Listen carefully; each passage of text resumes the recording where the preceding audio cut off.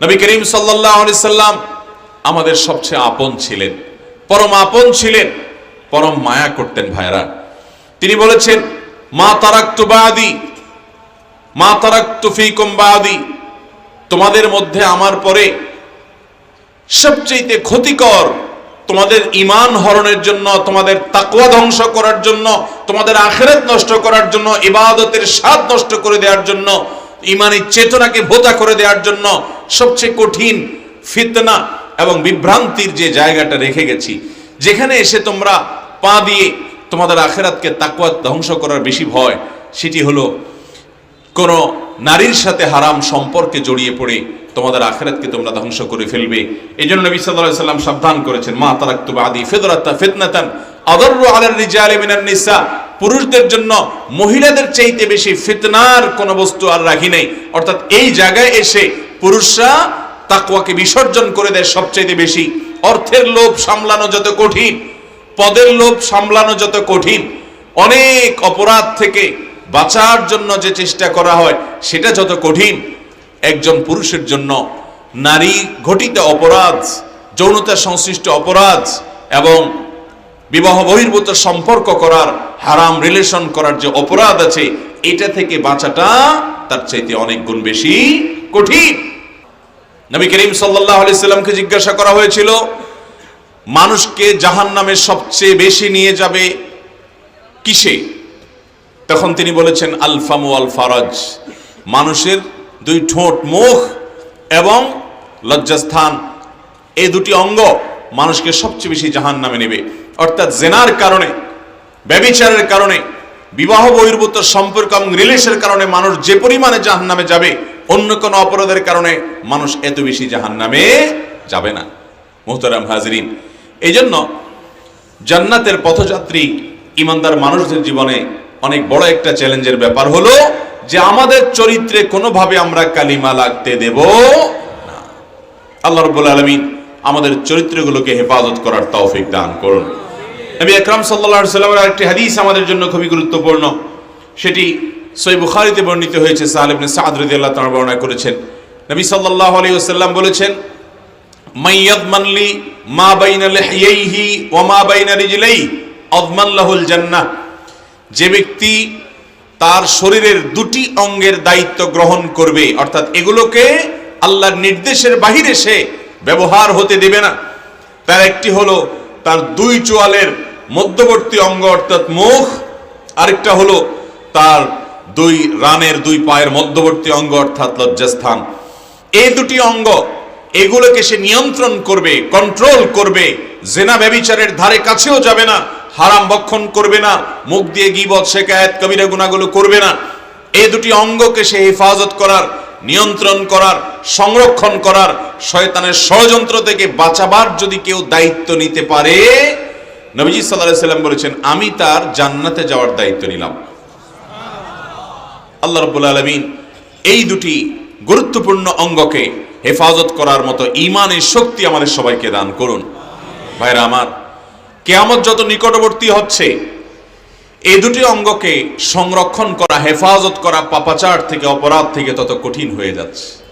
নামাজ পড়া এত কঠিন হয়নি আজকাল, রোজা রাখা আজকাল এত কঠিন নয়, যাকাত দেওয়া আজকাল এত কঠিন নয়, হজ করা আজকাল এত কঠিন নয়, অনেক ভালো ভালো নেকামল করা আজকাল এত কঠিন নয়, যত কঠিন হলো এই দুটি অঙ্গকে পাপাচার এবং অপরাধ থেকে রক্ষা করা।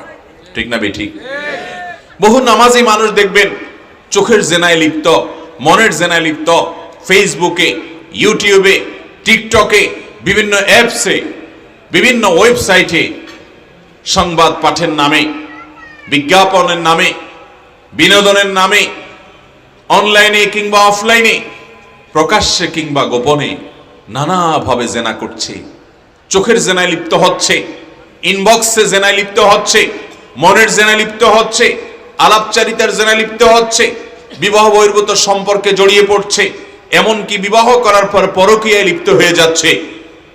একজন অবিবাহিত যুবক, একজন অবিবাহিত যুবতী, অনেক সময় দেখা যায় নামাজি মুসলমানের সন্তান, আল্লাহকে ভালোবাসেন, দ্বীনের উপরে চলার সাধারণ প্রচেষ্টা তার মধ্যে আছে, কিন্তু হারাম রিলেশন থেকে নিজেদেরকে বাঁচিয়ে রাখতে পারছে না। ঠিক না ঠিক? এই ব্যাধিতে আক্রান্ত মানুষের সংখ্যা আজ আমাদের মধ্যে সবচাইতে বেশি। ভাইরা আমার, অনেকে হারাম উপার্জন থেকেও বাঁচেন আলহামদুলিল্লাহ, অনেকে অনেক বড় বড় অবৈধ কাজ গুনাহের কাজ থেকে বেঁচে থাকেন, কিন্তু এই জায়গায় এসে আমরা কাত হয়ে যাই, কুপকাত হয়ে যাই। শয়তান আমাদেরকে ধরাশয়ী করে ফেলে, শয়তান আমাদেরকে এই জায়গায় এসে অপরাধী করে আমাদের আখিরাতকে ধ্বংস করে ফেলে। এই জন্য এই যুগে ইমানদারদের জন্য সবচেয়ে বড় চ্যালেঞ্জের যে বিষয়গুলো আছে, তার মধ্যে থেকে অন্যতম একটা চ্যালেঞ্জের বিষয় হলো যে আমাদের চরিত্রে কোনো প্রকার কালিমা লাগাতে, আমাদের চরিত্রকে নষ্ট করতে, অবৈধ কোনো সম্পর্ক করতে, কোনো পরনারীর প্রতি দৃষ্টিপাত করা, তার সাথে হারাম সম্পর্ক করা, হারাম আলাপচারিতা করা, শরিয়া নিষিদ্ধ কর্মকাণ্ড করা থেকে নিজেকে বাঁচিয়ে রাখার মতো কঠিন কাজ এই যুগে ইমানদারদের জন্য আরেকটা হতে পারে। আল্লাহ রাব্বুল আলামিন ফিতনার ভয়ঙ্কর এই সময়ে আমাদের সকলকে আমাদের ঈমানগুলোকে হেফাজত করার তৌফিক দান করুন। এটা নবী সাল্লাল্লাহু আলাইহি ওয়াসাল্লামের হাদিস থেকে বোঝা যায় ভাইরা আমার।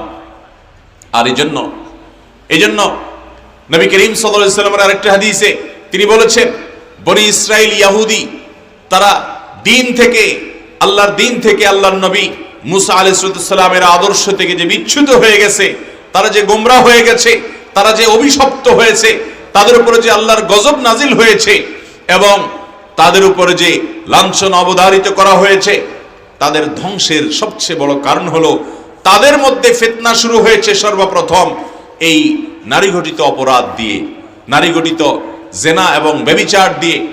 এটি মানব সভ্যতাকে ধ্বংস করে দেয়। একটা সমাজে মানুষ যখন হারাম রিলেশনে অভ্যস্ত হয়ে পড়ে, হারাম সম্পর্কে জড়িয়ে পড়ে, সমাজের সবার কাছে যখন এটা গা সওয়া হয়, স্বাভাবিক হয়ে যায়, মানব সভ্যতা তখন হুমকির মধ্যে পড়ে। বৈবাহিক যে একটা সম্পর্ক, পারিবারিক যে একটা রিলেশন এবং দাম্পত্য জীবন গড়ে তোলার যে একটা গুরুত্ব, সমাজে সেটা আস্তে আস্তে কমে যায়। মানুষ শুধুমাত্র জৈবিক চাহিদা পূরণ করার জন্য তথাকথিত মিউচুয়াল আন্ডারস্ট্যান্ডিং এর মাধ্যমে কোন রকম টাইম পাস করা, এটাতে মানুষ বেশি অভ্যস্ত হয়ে পড়ে। পৃথিবীর তথাকথিত অনেক উন্নত দেশে আজ সেখানে মানুষের জন্মের হার কমতে কমতে ভয়ঙ্কর জায়গায় চলে গেছে। সেখানে মানুষের জন্মের হার কোনোভাবে বাড়ানো যাচ্ছে না। বাহিরের মানুষ নিয়ে তাদের কাজগুলো করাতে হচ্ছে। নিজের দেশের নাগরিকের সংখ্যা কমতে কমতে এমন পর্যায়ে চলে গেছে যে মানুষকে সরকারিভাবে প্রণোদনা দিয়েও মানুষের জন্মের হার আর বাড়ানো যাচ্ছে না, প্রয়োজনীয় মানুষও পাওয়া যাচ্ছে না। এর অন্যতম একটা বড় কারণ হলো যে বিবাহ বহির্ভূত রিলেশন এবং সম্পর্ক, এটাকে অ্যাপ্রিসিয়েট করতে করতে বিবাহ এবং দাম্পত্য জীবনের যে গুরুত্ব, এর মাধ্যমে মানব সভ্যতার স্বাভাবিক যে বিকাশ বা টিকে থাকার যে একটা ব্যাপার আছে, সেটি হারিয়ে যাচ্ছে।